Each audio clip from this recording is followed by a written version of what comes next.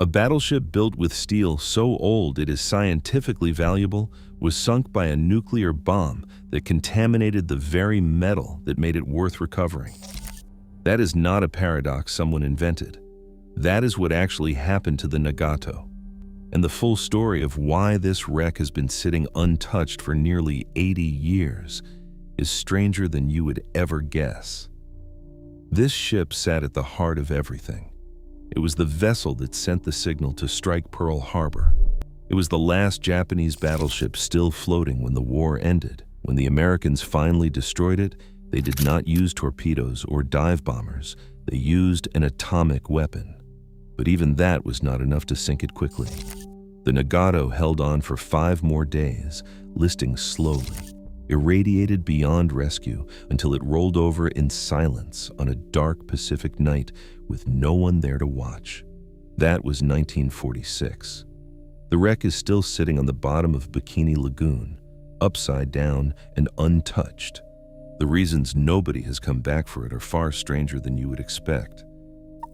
To understand why the Nagato matters, you have to understand what it represented. When the Nagato launched in 1920, nothing else in the world could match it. It carried the first 16-inch guns ever mounted on a battleship. Each barrel stretched nearly 60 feet and could hurl a shell more than 23 miles.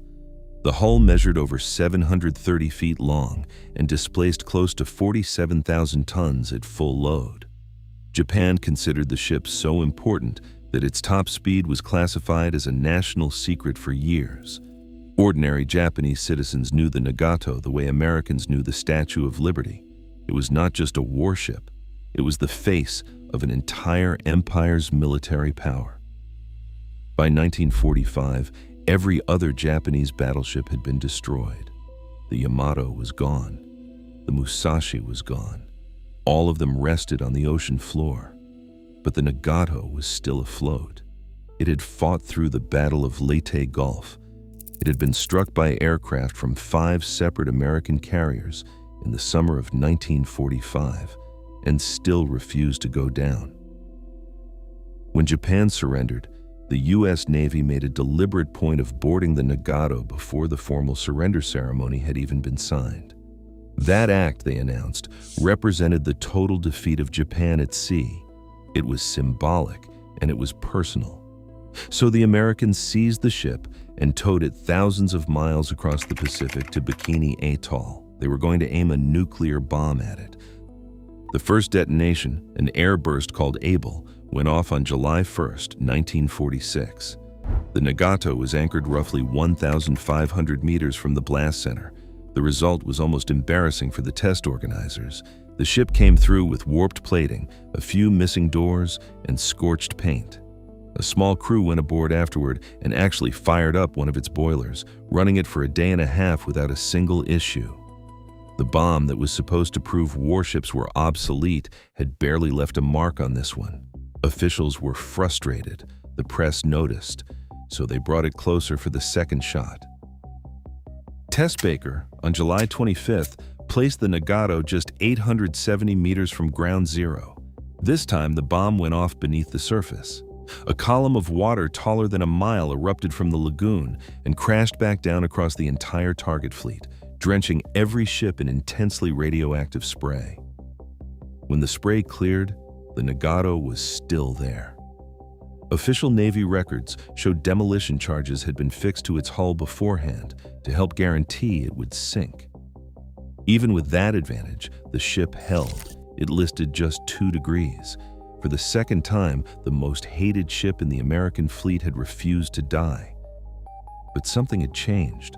The underwater blast had turned the lagoon itself into a weapon.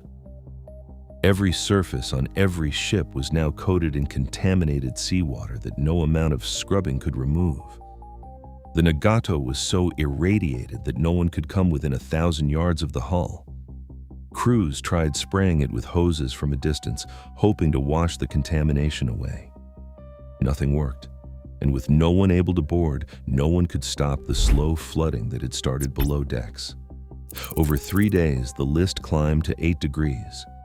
Then it kept going. On the night of July 29th, alone in the dark, with no ceremony and no witnesses, the Nagato quietly rolled over and slipped beneath the surface. By sunrise, the water where it had been was empty. The most famous warship in Japanese history had disappeared without anyone watching. Now, if you're finding this story as fascinating as I think it is, do me a favor and subscribe. I want to make more of these deep dives into forgotten warships, and your support is what makes that possible. Drop a comment and let me know which ship you want to see next. Here is where it gets truly interesting. The Nagato settled upside down in about 170 feet of water. That depth is well within reach of commercial salvage operations. Wrecks in far worse shape and in far deeper water have been recovered before. So why has no one ever gone after nearly 47,000 tons of battleship steel sitting on a relatively shallow lagoon floor? The answer comes in layers, and each one is more compelling than the last. The first barrier was radiation. In the months after the Baker test, the Nagato was lethally contaminated. Of the dozens of target ships used in Operation Crossroads, only 9 were ever decontaminated successfully and sent to the scrapyard. Everything else was too dangerous to handle. No one had set foot on the Nagato since before the second detonation. No one even knew how severe the contamination was, because no one could get close enough to measure it. In 1946, the nuclear age was barely a year old. The science of decontamination was still in its infancy, and nobody was volunteering to go near that wreck. The second barrier is geography. Bikini Atoll sits in the Marshall Islands, roughly 2,500 miles from Honolulu. There is nothing out there. No port, no ship-breaking facility, no heavy lift infrastructure of any kind. Every crane, every barge, every cutting torch, every welder would have to be shipped across open ocean before a single plate of steel could be touched. The logistics alone would cost a fortune, and that is before you account for the specialized radiation handling equipment that would be required on top of everything else. The third barrier is the most ironic part of the entire story, and it is worth pausing on. The Nagato was built in 1920, a full 25 years before the first nuclear test. That means its steel has no trace of atmospheric nuclear fallout baked into it. Scientists call this low background steel, and it is genuinely rare. Every piece of steel manufactured anywhere in the world after 1945 absorbed trace radioactive particles from the hundreds of atmospheric nuclear detonations that followed. Pre-war steel did not. That makes it extremely useful for building sensitive instruments like radiation detectors, medical imaging equipment, and shielding for nuclear research laboratories. Salvage companies have actually pulled hull plates from sunken warships specifically to supply this market.